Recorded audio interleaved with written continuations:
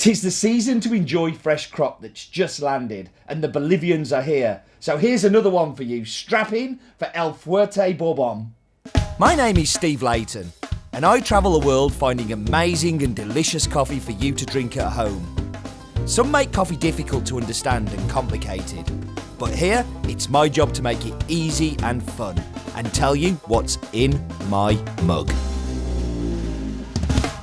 So this week is Bolivia El Fuerte Wash Bourbon. Now that comes from the town of Caranavi, and Caranavi for me is the centre of Bolivian coffee production. It's got fertile soils, it's got beautiful mountains, and has given Bolivia the potential to produce wonderful tasting, delicious coffees that I love. El Fuerte is named in honour of the fort of Samapatia, which is a unique ruin in Bolivia. It's also, so its full name is El Fuerte del Sampatia, but it's also known as El Fuerte, and I can't say Samapatia, so I'm going to just say El Fuerte. And it's one of the archaeological sites of UNESCO, like a World Heritage Site, and it's a really popular tourist destination. Whenever they're naming farms, they're looking for things that are fun, but also have a story behind them.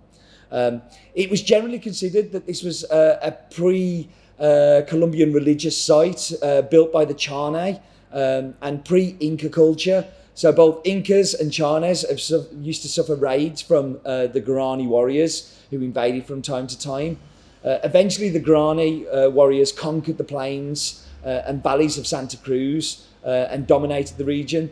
When the Spaniards abandoned the settlement, they moved to a nearby valley where the town of Sampatia is currently located. But the El Fuerte archaeological site still remains and is unique. It still has buildings, and it has all of the different influences of the people who have inhabited it at different times, so the Chanes, Incas and the Spaniards.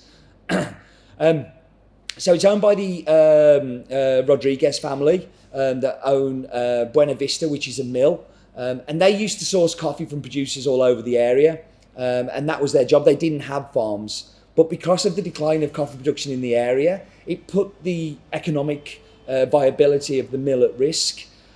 So that's where they decided that they weren't just going to sit on their hands and watch it decline. So they started to buy farms like El Fuerte.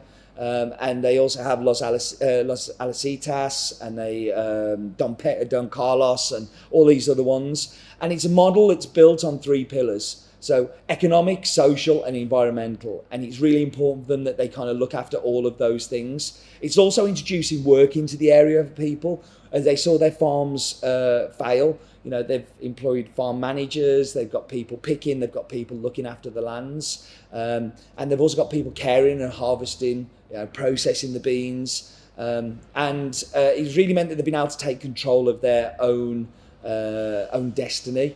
They have lots of varietals on there like Bourbon, Long Breeze, Geishas, all of those things. El Fuerte was the first coffee farm that they have in Sampatia, and it was really just about focusing purely on specialty coffee. So quick rundown, it's from Bolivia. Its nearest city is Santa Cruz, has an altitude of 1450 to 1700 meters above sea level. It's a red Bourbon and it's fully washed. So yeah, interesting farm. Okay, I like snozzers. I don't care if you don't. I like getting my nose in a bowl. So for this one, there's lots of aromas in there. It's a very complex coffee, but there's one that just jumps out at me. There's one that you can't get away from, and it's marzipan. Maybe because Christmas wasn't so long ago that I've still got marzipan stuck in my head.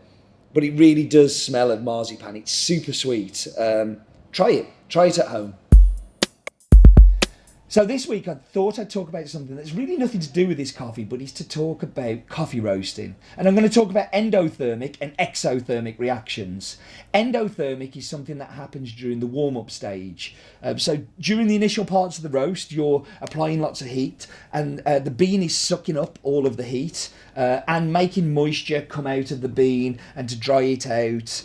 And that happens over a period of time. You'll get some aromas during this stage, which would be kind of like wet hay, kind of grass, like toasted grain kind of smells. And then the bean starts to change colour. It starts going from green to like a tan, light brown. And this is called the Maillard reaction. Maillard reaction is key to the coffee turning to the colour we expect it to be, that brown colour. And it's the same kind of reaction that happens when you're cooking meat, or if you're toasting those grains and things. You know, you're changing the colours, but also changing the chemical structure of the bean. And at this point, this is where a lot of the sweetness is developed in the coffee. Exothermic reaction, or referred to as first crack. Up until this point, the coffee has been endothermic, so it's been sucking in heat. The first crack, what happens is the opposite happens. It forces the bean apart and generates heat and becomes exothermic. So actually it's giving off heat at this point. And that's when the bean reaches a temperature of around about 200, 210 degrees C inside the bean. It expands. There are many chemical changes happening there at this point, and inside structure starts to kind of change, but also the silver skin on the outside, or the chaff, kind of becomes off, and the coffee starts to release carbon dioxide. Pyrolysis at this point is occurring and will continue through to second crack if you want to go there, which I never do, and comes darker roasted. There's a chemical change happening that can't be reversed. At that point, there's no going back. That bean is structurally changed, and if you break it down into its chemical compounds, completely different to how it started. Before first crack, the coffee is undrinkable. But from there, you're able to continue to develop flavours and add things to the cup, which give you the characteristics of the coffee. Hope that was interesting. Okay, so we're back and we're going to taste some coffee. The El Fuerte washed Bourbon. And what you really get in this is melted chocolate. Not just in the taste, in the texture, the feel of it. There's a little, we haven't done this for a while, little shoulder of red apple. And then on the finish, there's a real nice like almond kind of creaminess on the finish. Kind of reminds me very much of like, is it Bakewell tart that has the almonds on with the creaminess in there? It's a delicious coffee, as you've come to expect on In My Mug, of course, and one you should try. Oh, that's a blast from the past, isn't it? In My Mug episode 200. Look, I'm so fresh-faced and full of dreams. They've all been crushed and trampled now.